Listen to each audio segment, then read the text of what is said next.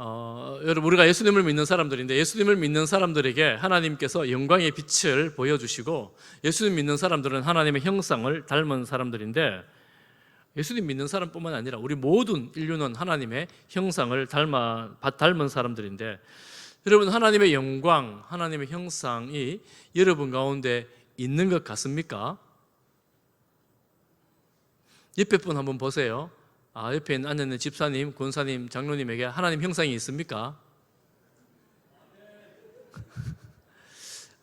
하나님 형상이 뭐가 있는 것 같으세요? 하나님의 형상이 뭔고? 어떤 게 하나님 형상이 있는 것 같습니까?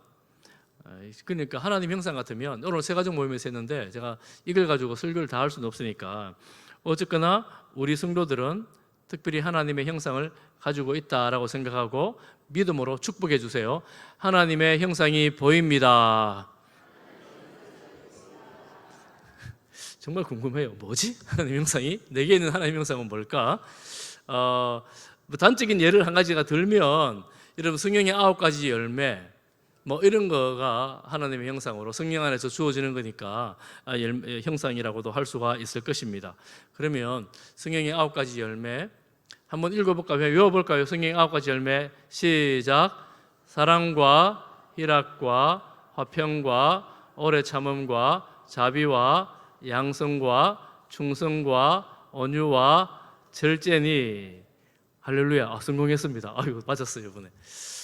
여러분, 이런 열매들이 여러분의 삶 가운데 맺어진다면 그 가운데 한 개 정도는 있지 않겠어요? 뭔지는 잘 몰라도 한 개 있는 것 같습니까?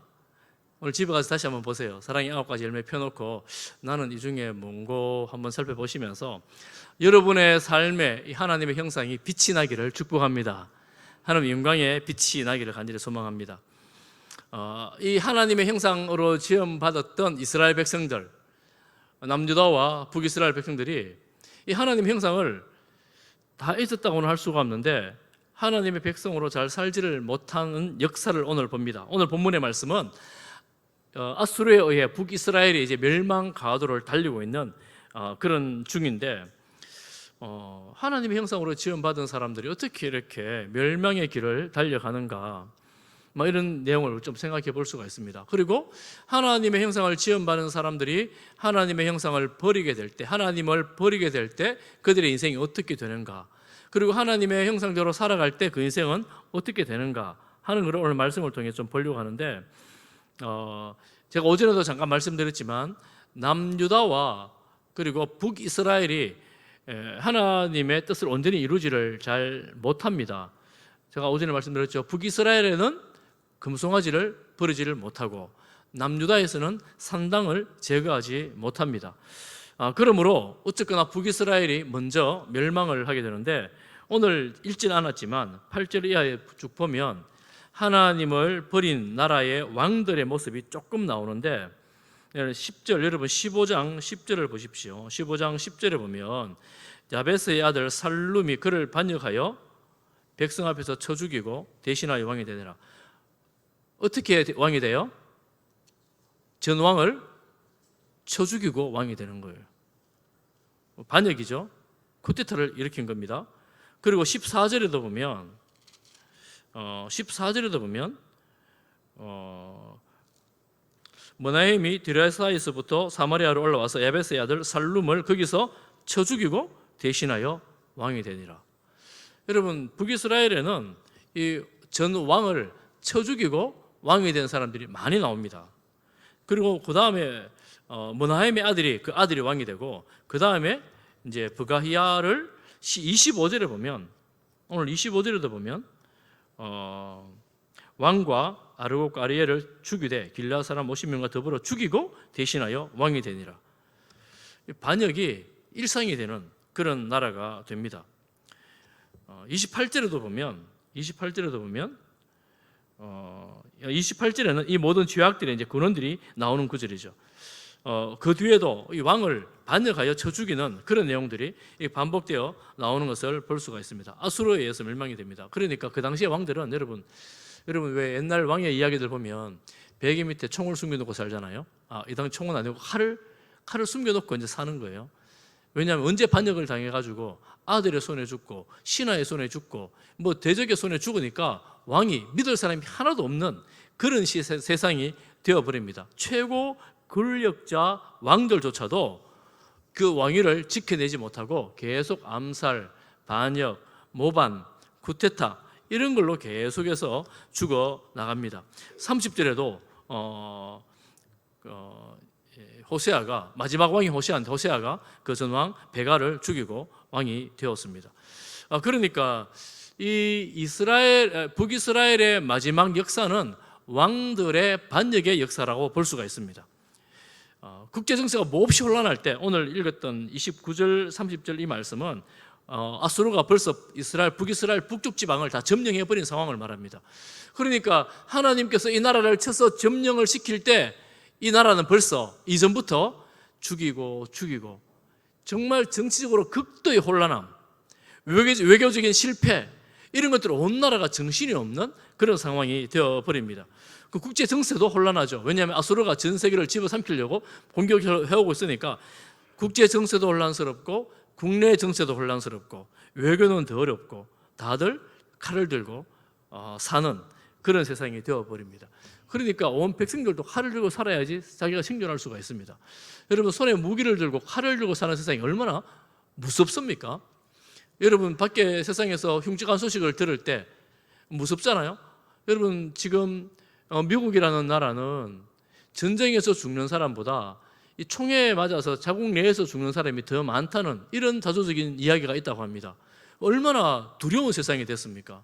그렇게 하나님을 잘 믿어 섬긴다는 나라인데 자기도 총을 가지지 않으면 언제 누가 나를 총 쏠지를 모르니까 총을 가져야 다녀야 되는 그런 세상이 됐잖아요. 트럼프 전 대통령도 얼마 전에 암살 위기를 넘겼잖아요. 그런 두려운 세상이 됩니다. 하나님을 믿어 섬기는 세상이 이렇게 하나님의 사람들이 이렇게 폭력과 잔인함 가운데에 노출되어 살아가는 것이 합당한가?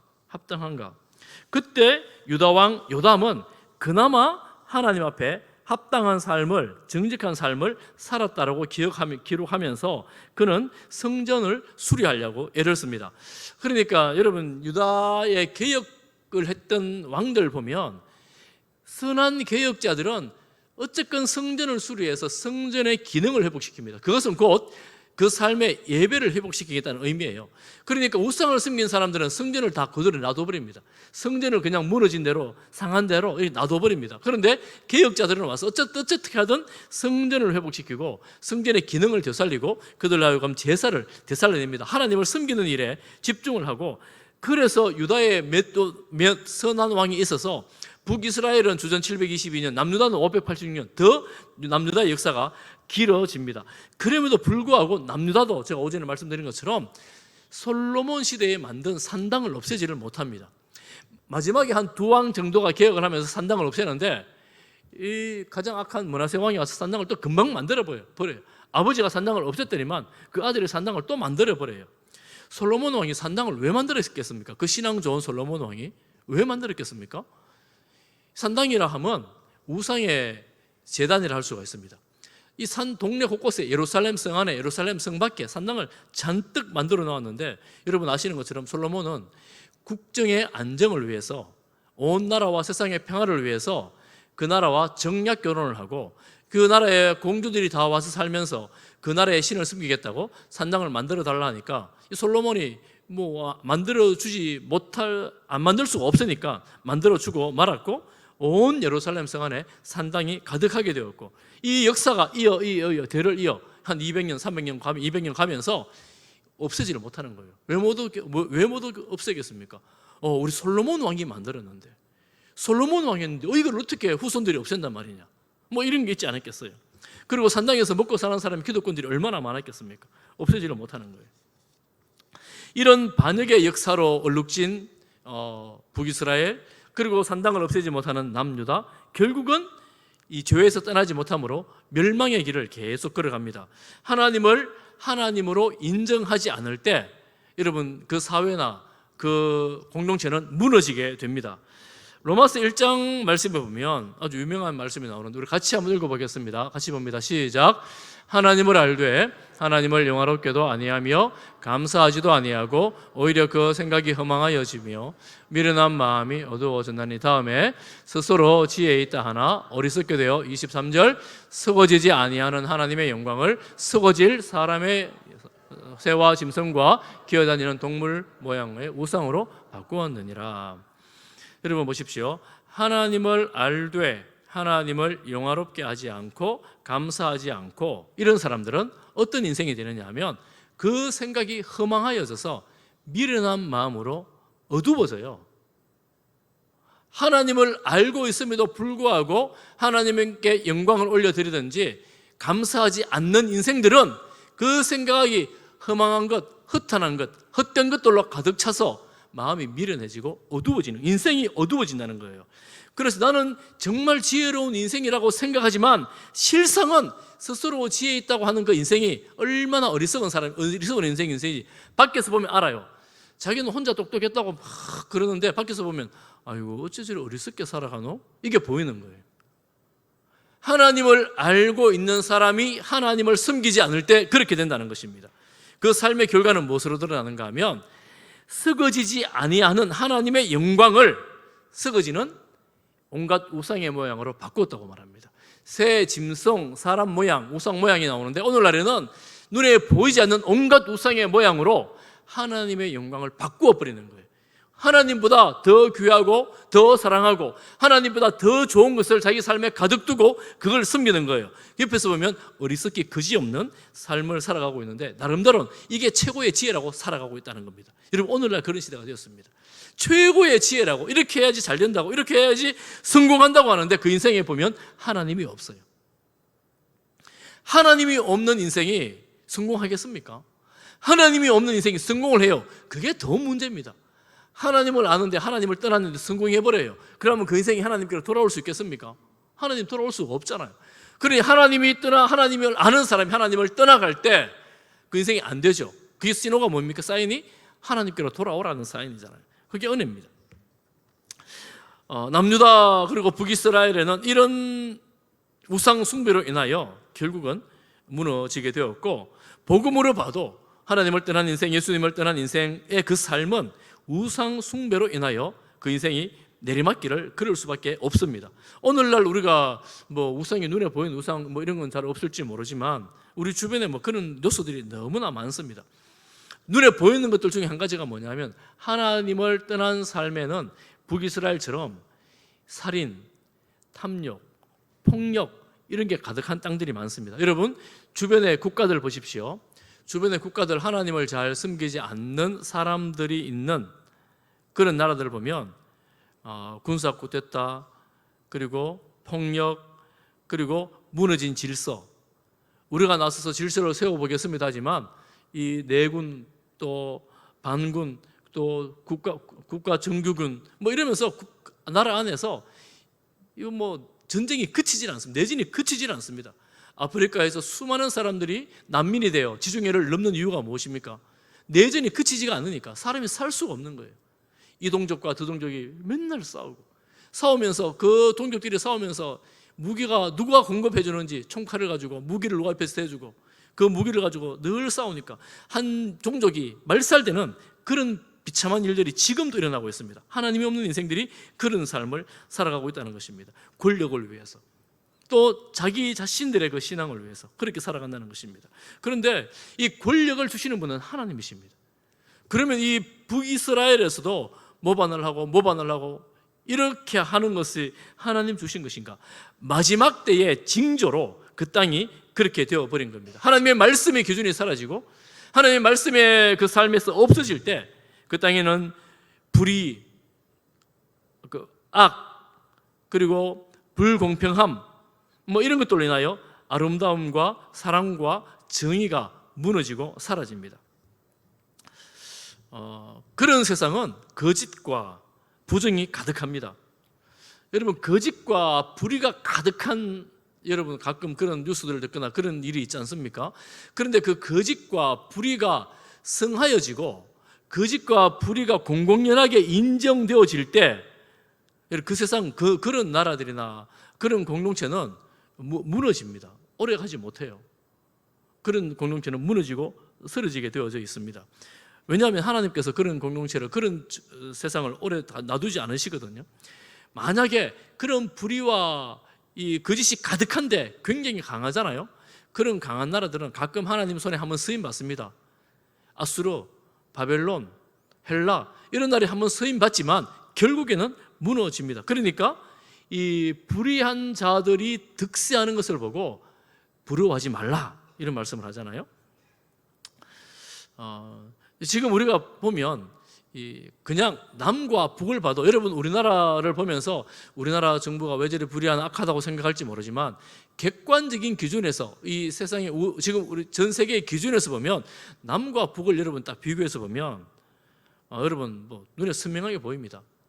그럼 북한을 폄훼하는가? 제가 폄훼를 좀 하려고 해요. 왜 폄훼하려고 하는가 하면 북한에는 김일성 일가를 추종하는 주체 사상이 아니라 신앙이 되어 있습니다.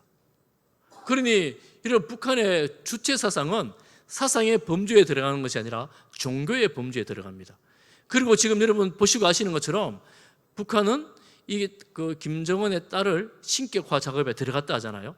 그러니까 젊은 아들이 김정은이 아버지가 아들들을 교육할 때마다 신격화 작업을 합니다. 그러니까 그 사람을 신으로 등장을 시키는 거예요. 만들어내는 거예요. 누가요? 기독교를 누리는 사람들이. 여러분 이런 정말 허망한 이야기가 어디 있습니까?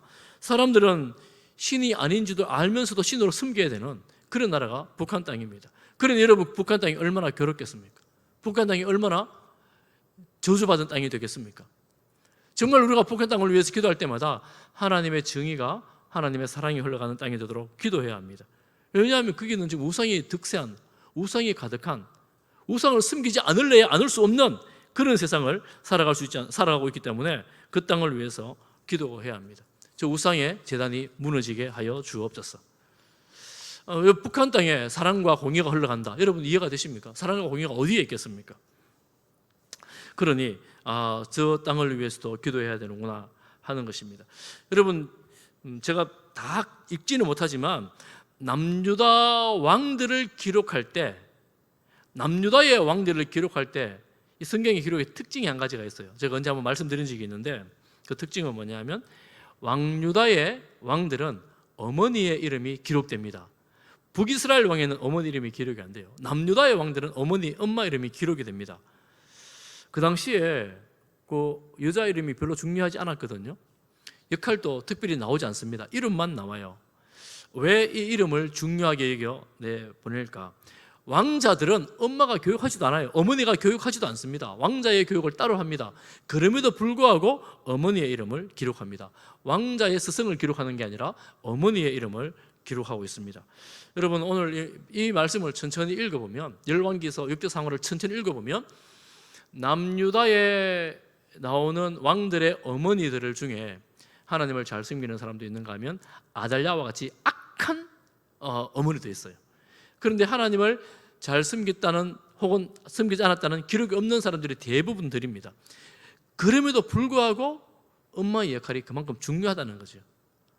여러분 각 가정에서 아버지 역할이 참 중요한데 그 성경에는 아버지도 나오지만 남유다에는 어머니 이름이 나오니까 어머니 이름도, 어머니 역할도 참 중요하다라는 것을 우리가 좀 인식을 하면 좋겠어요.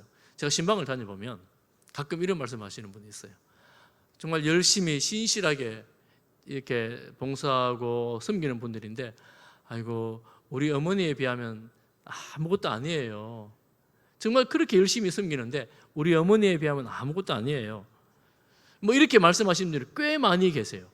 그러니까 신앙의 유산, 믿음의 유산이 뭐 아버지로부터 흘러가기도 하지만 많은 경우에 어머니의 신앙을 보고 유산을 물려받는 거지요.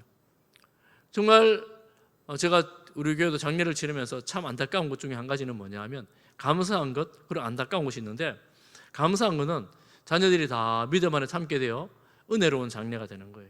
그런데 안타까운 것은 때로는 자녀들 가운데에 찬송을 같이 하면 찬송을 할 줄 아는 사람들이 별로 없는 장례는 참 안타까운 장례가 됩니다. 이게 참 부모 마음대로 되지 않아요. 자녀들 아들, 딸 보고 너 예수 믿어라, 교회 가자 하면 말 들으면 얼마나 좋겠어요? 사춘기에 들어서는 순간 말을 안 듣습니다, 아이들이. 그러니 이 부모 입장에도 정말 너무 답답한데 안 되니 어떻게 해요? 기도를 열심히 해야 되는 거죠. 할 수 있는 게 그거밖에 없으니까. 기도하는데 아빠가 기도 열심히 할까요? 엄마가 열심히 할까요? 여러분 집에서 기도를 엄마가 열심히 합니까? 아빠가 열심히 합니까? 새벽 기도를 남자가 많이 올까요? 여자를 많이 올까요? 금요 기도회를 남자가 많이 올까요? 여자가 많이 올까요? 기도하면 끝까지 남아있는 사람은 남자일까요? 여자일까요? 이런 통계를 쭉 보면 엄마들이 훨씬 기도를 많이 하는 게 통계가 확실합니다. 그러니 집안의 어머니들, 여러분 기도하는 어머니 되시기를 축복합니다. 방법이 없습니다. 우리 자녀들을, 아들들을 보면서 방법이 없어요. 하나님께서 붙들어 주셔야 되고, 하나님께서 만나 주셔야 되고, 하나님께서 은혜를 베풀어 주셔야만 그 인생들이 복된 인생으로 믿음 안에 살아가는 거 아니겠습니까? 그래서 우리 가족들이, 여러분 우리 온 성지의 권속들이 정말 믿음의 가정들로 정말 하나님 앞에서 자리를 지키는 그런 성도들이 될 수 있기를 간절히 바랍니다. 그리고 제가 또 한 가지만 적용을 하고 좀 말씀을 마치고자 하는데, 여러분 남북조가 멸망하는 상황들을 보면서 깨닫는 것 한 가지는 지도자의 역할이 정말 중요합니다. 왕들의 역할이 정말 중요해요. 공동체에서도 지도자의 역할이 정말 중요합니다. 그런데 남북조 왕들 중에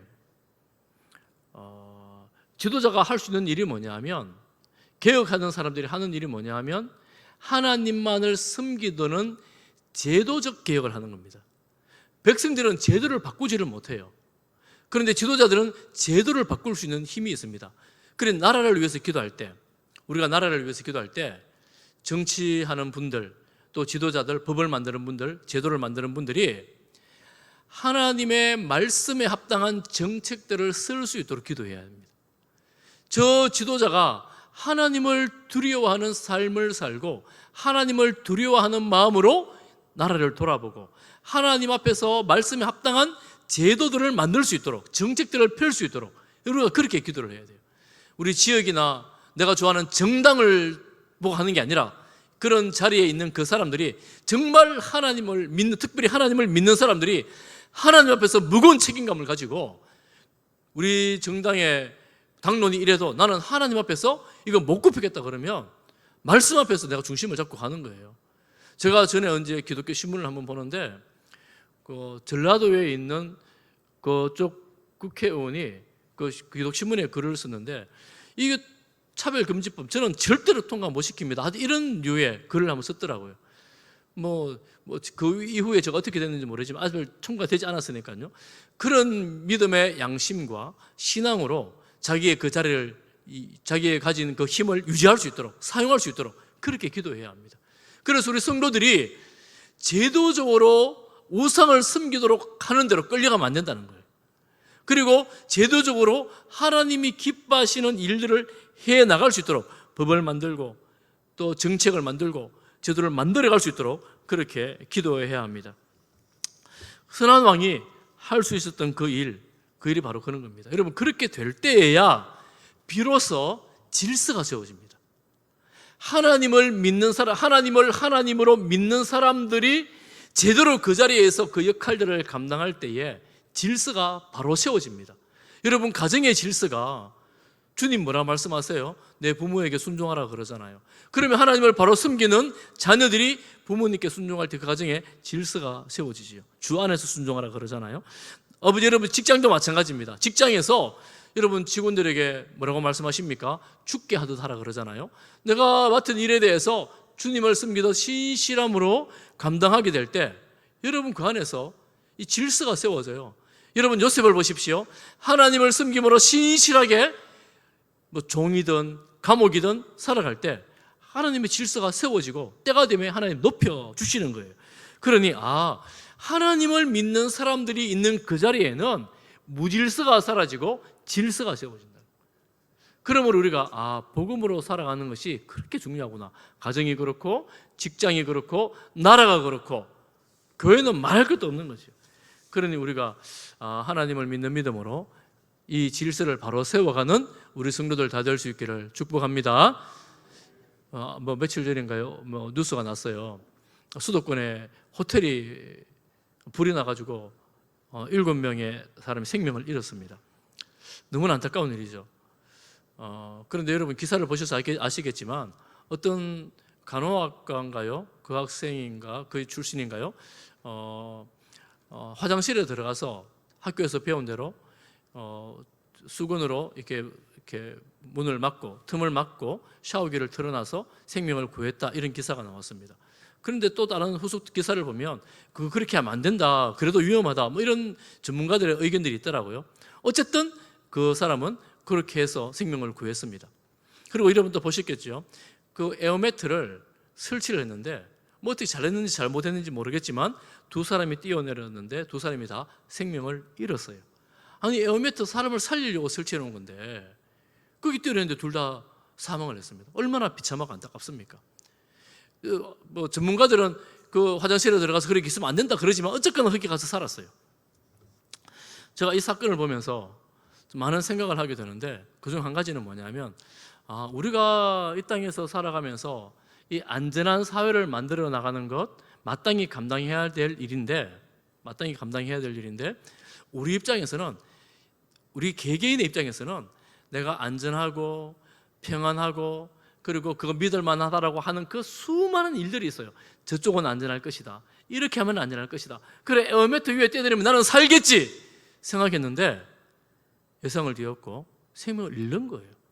내가 믿었던 그게 한순간에 무너져 버리는 거예요. 뭐 어떡하겠습니까? 세상이 그런 거예요. 사람들이 안타깝다 그러고 힘들다 그러지만 이 세상이 그렇잖아요. 그러니 우리에게 있어서 영원한 요새, 반석이 되시는 분은 오직 하나님을 하나님으로 섬기는 것이고 예수님을 구주로 믿는 이 신앙이라는 것을 여러분 꼭 기억하시기를 바랍니다. 이런 사건들을 보면 다시 한번 깨달아요.